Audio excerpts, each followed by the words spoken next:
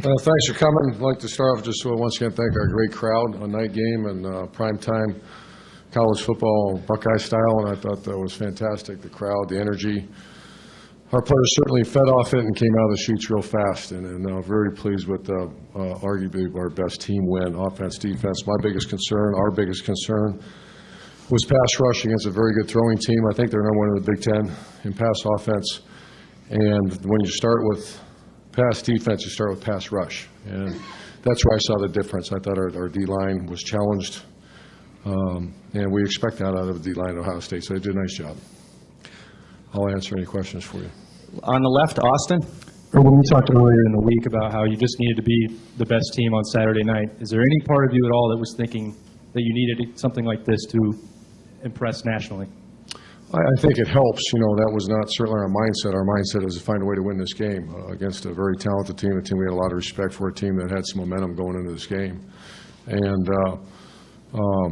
I think the players hear it all nonstop. That's why I try to address it and say that's not what we're worried about. We're just find a way to win this game, and things usually work out. So I think our guys, I'd be disappointed if they said that was, that's our focus. That's not our focus.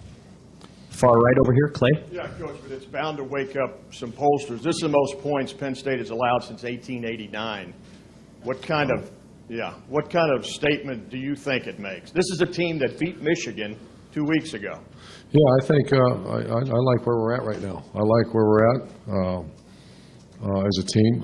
We all needed to see some pass rush, some pass defense, some guys step up, and they certainly did. I mean, that was the most impressive part of the game to me, was when you cause turnovers and you hit the quarterback a little bit. We haven't been doing that, and that was a sign that they took coaching and some young talented players that haven't played a lot of football are starting to come in under a little bit. Especially Noah Spence sticks out as a guy that was all over the place. Far left, Bill. Urban, the Pitt Brown interception, how huge was that? Yeah, that was a game changer. When Christian Bryant goes down, that's a lot of production, a lot of leadership, and Pitt is a guy that has been around here a long time and really deserving of getting having some success because he works awful hard at his job. Far right, Jared. Urban, second straight week, we were talking about Braxton after the game, having a game where it looked like he was completely in control of what you were asking him to do. Just if you could just comment on his game overall, the comfort level. And then secondly, he mentioned that maybe you had suggested you wanted to see him rush one into the end zone.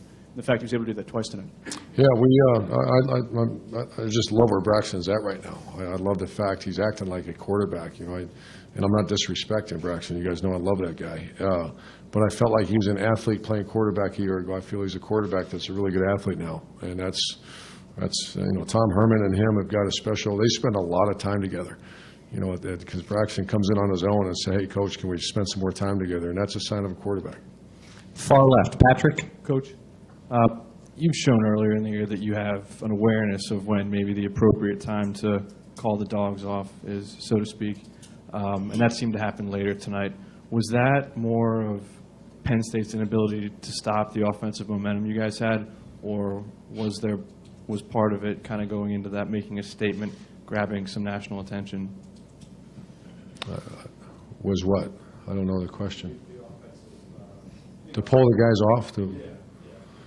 Yeah, the number one thing you worry about is, we're being sportsmen, but also, we don't want to get guys hurt. I'm not sure the question. I guess what I'm asking is, the starters were out there longer when the wind would seem to be at hand for longer than. I think we're in the third quarter we started pulling guys out, if I remember right.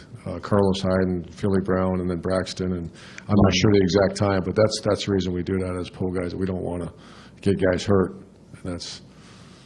Was Penn State then just that incapable of stopping even after? Well, I'm not gonna. We got to move on. Far right, Tim.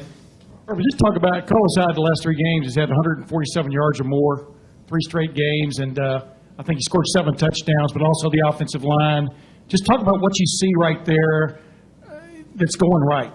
Yeah, and then to the young man's question, Carlos didn't play, but I think 2.5 quarters, if I remember right, and that's a lot of yards against a team we have a lot of respect for, Penn State defensive line. And yeah, he had looks like he had 147 yards. Once again, that was 2.5 quarters. So but What do you see in him? You know, I'm seeing an offensive line that's, I think, one of the best in the country. You know, I'm willing to say that. You know, I've not seen a lot of teams play, but I've been around football for a long time, and I take my offensive line anywhere. Those guys are playing very well. Last question over here, far left, Doug. Urban, after the way Braxton played in the first half, to finish it off with that throw to Philly like that, what does it take for a quarterback to, make a throw like that in that situation? Well, it's confidence with I think it was the Philly, if I remember right before the half. It's a confidence level, first of all, protection, but to step up and let that thing go, he has a lot of confidence, and he does. That's Philly Brown and him, and really Devin Smith and Evan Spencer and Chris Fields. You can tell those guys, because you can't do that in the summer. You're not allowed to be around them, so those guys had to work on it, or they wouldn't be like this right now. And a year ago, it wasn't like that at all. With where Braxton is, did you know he would get to this point at some time, or did you ever question it? I didn't know, but I mean, I had, just been around a lot of good quarterbacks in the last 12 years, and I saw signs of a guy that's getting to be a very good understanding about our offense and where people are, and a guy that's work ethic is off the charts right now. Thanks, guys.